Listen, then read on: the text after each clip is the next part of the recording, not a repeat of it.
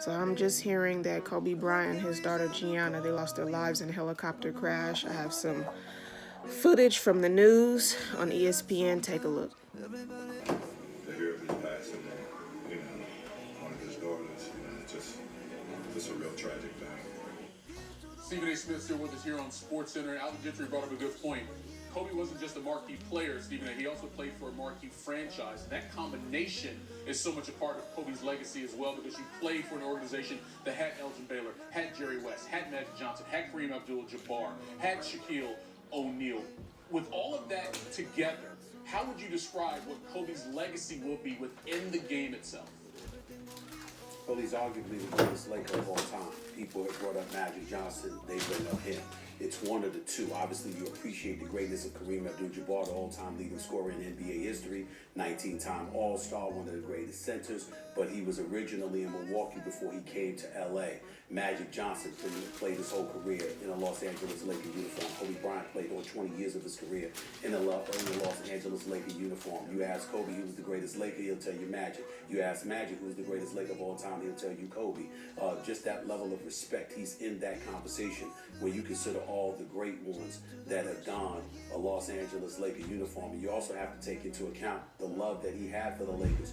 Yeah, there were some rough times after the departure of Shaquille O'Neal, and then they struggled for a couple of years, and obviously Kobe Bryant was incredibly frustrated. Came on my radio show back in 2007, if I remember correctly, and talked about how he'd rather play on the planet Pluto than stay in a Los Angeles Lakers uniform. That's the only time in the 20-year career of Kobe Bryant that he had ever spoken against being a Laker, because he was so disgruntled and disheartened by what was transpiring.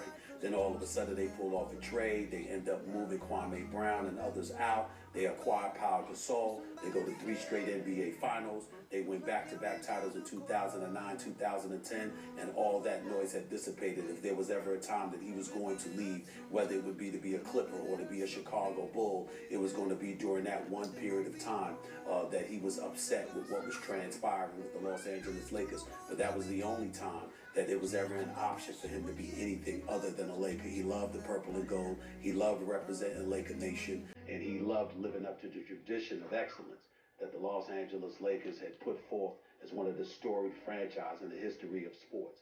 He took pride in that. He took pride in being a marquee. He took pride in being a headliner and showing up to city, state to state, and basically highlighting for everybody that he wasn't just a superstar basketball player. He was a marquee who was willing to accept the responsibility that came along with being a marquee. That means putting in the work, accepting the challenge, embracing the challenges that came along with being that dude. That's what he wanted, that's what he lived for, and that's how he went about the business of performing every single day of his career. Yeah, Kobe and the Lakers, it's hard to separate the two of them in the city of Los Angeles as well, mourning, obviously, the loss of Kobe Bryant. Stephen A. Smith sharing his thoughts and perspectives here. More from Stephen A. throughout the evening here on SportsCenter.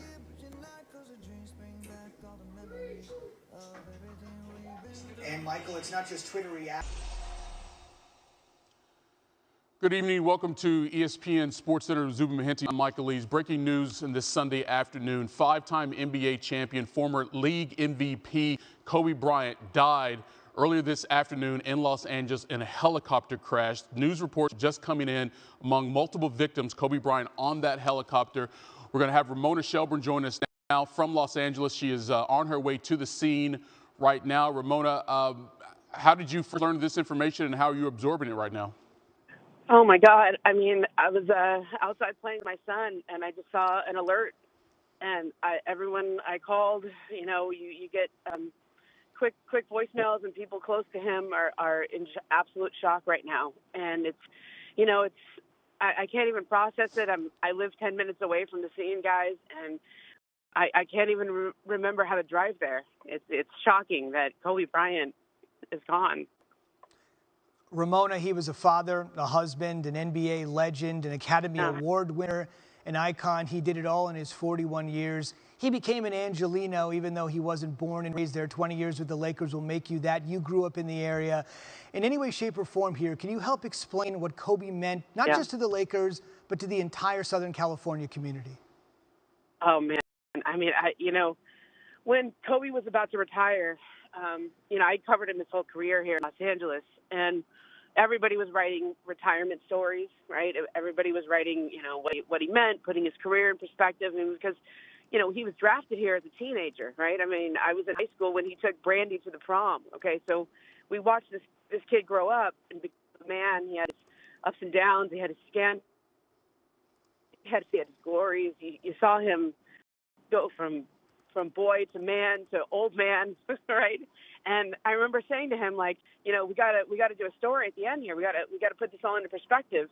And he really wasn't interested at first because he said, everything has been written about me that could be written. I mean, everybody said everything negative, everything positive.